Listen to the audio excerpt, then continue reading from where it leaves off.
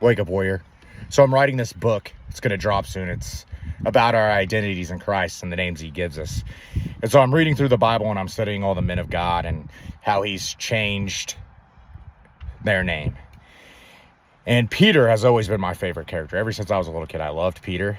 He was this roughneck Jesus calls to follow him. He follows and becomes a part of the inner circle of Jesus' disciples.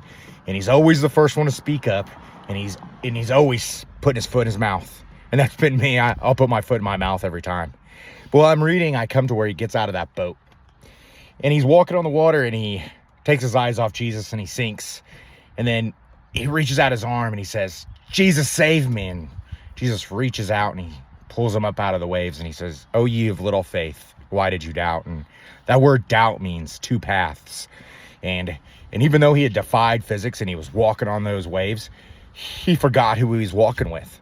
That was the doubt. He doubted because he forgot he was walking with Jesus. He'd already defied physics and he'd forgotten.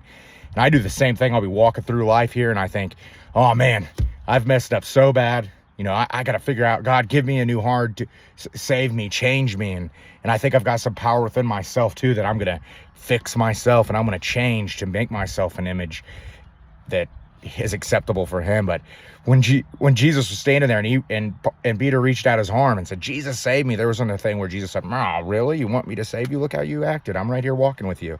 He saved him. And that's what he does for us. If those who cry out to him, you think he's going to let you drown underneath the waves you're in? This is war.